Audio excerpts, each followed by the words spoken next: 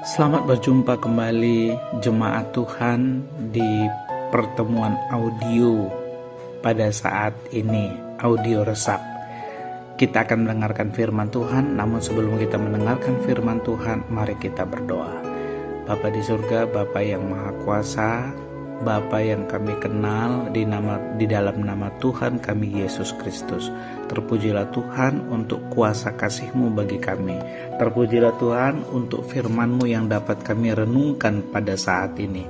Berkatilah Bapa di surga pendengaran kami melalui renungan firman Tuhan yang kami dengar. Terpujilah Tuhan, dalam nama Yesus kami berdoa. Amin. Bapak Ibu sekalian, firman Tuhan kita terambil dari Kejadian pasal 3 ayat 12 sampai ayat yang ke-13. Demikianlah firman Tuhan. Manusia itu menjawab, "Perempuan yang kau tempatkan di sisiku, dialah yang memberi diri buah pohon itu kepadaku, maka kumakan."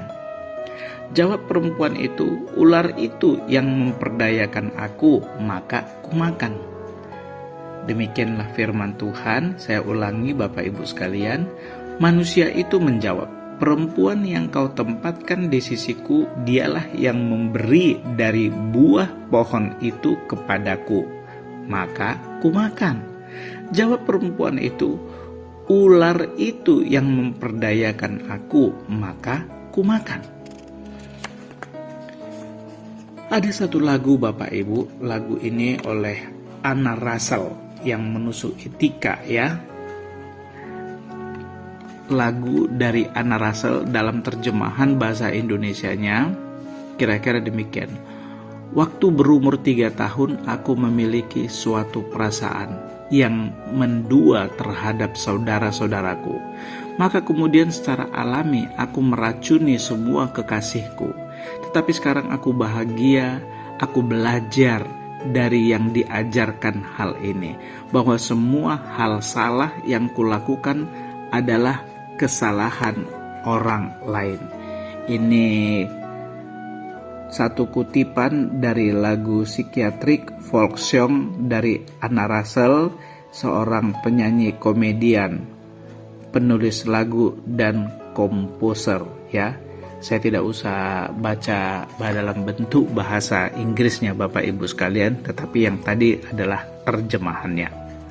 Nah, di dalam lagu ini Anna Russell menusuk etika sesat dari sebagian psikiatris yang mengembangkan alergi terhadap rasa bersalah diri.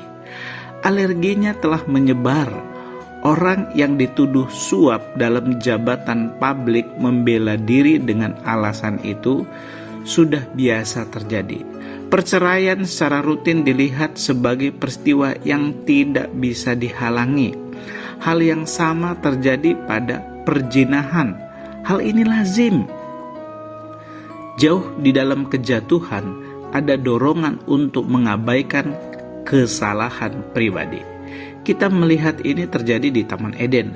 Setiap orang menuduh orang lain. Tadi Kejadian pasal 3 ayat 12 sampai 13, bagaimana kita bisa melihat Adam dan Hawa dan ular saling menyalahkan.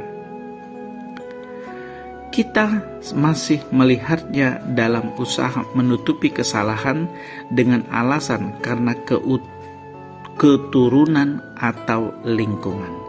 "Bukan salahku kalau saya memarahi, itu sudah warisan dari keluarga ibuku. Bukan salahku tidak bisa menjaga sebuah pekerjaan. Guru kelas di sekolahku menyebut posterku yang berjudul 'Utamakan keselamatan sebagai sampah'. Itu membuat tidak menjadi seniman jika dia tidak menyatakannya, atau mungkin sudah menjadi seperti apa yang ditulis oleh Andrew White. Andrew White ini Bapak Ibu sekalian adalah seorang pelukis realis terkenal yang populer di Amerika ya. Dia membuat kartun-kartun seperti ini. Tetapi kartunnya ini bermaksud untuk menusuk. Sekali lagi saya baca apa yang ditulis oleh Andrew White ya. tulisan kartun ini adalah maksudnya menyindir situasi hidup kita. Bukan salahku tidak bisa menjaga sebuah pekerjaan. Guru kelas di sekolahku menyebut posterku yang berjudul "Utamakan Keselamatan" sebagai sampah. Itu membuatku tidak jadi seniman jika dia tidak mengatakannya. Aku mungkin sudah menjadi seperti Andrew White. Demikian Bapak Ibu.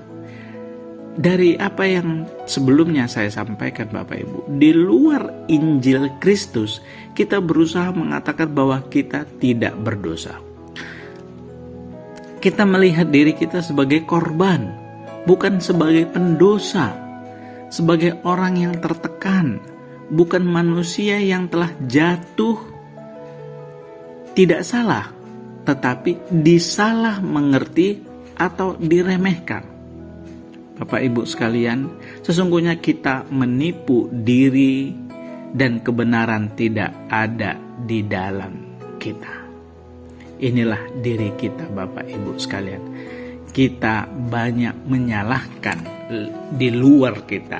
Kita tidak mau mengatakan diri kita yang salah. Karena kita menganggap diri kita adalah korban.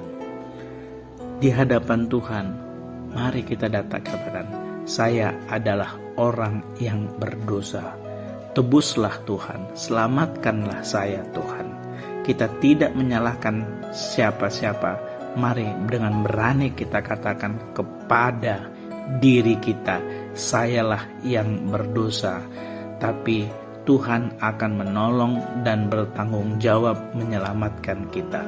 Mari kita katakan kepada Tuhan, sayalah yang berdosa, tebuslah saya Tuhan. Demikian firman Tuhan kita, mari kita berdoa.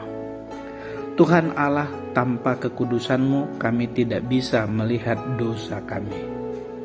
Biarlah kami melihat kekudusan-Mu dan kemudian melihat dosa kami.